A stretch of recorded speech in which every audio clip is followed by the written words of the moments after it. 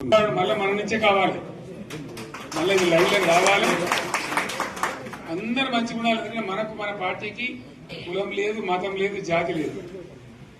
తెలంగాణలో ఉన్న ప్రతి బిడ్డ మనోడే.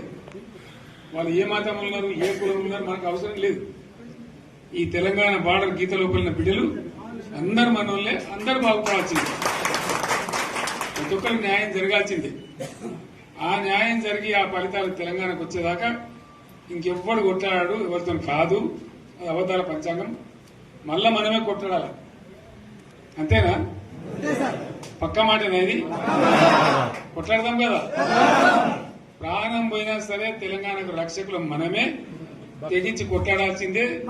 తెలంగాణ హక్కులను కొట్లాడాల్సిందే. మనమే కొట్లాడి తీరాల్సిందే అనే రెండవ మాట లేదు.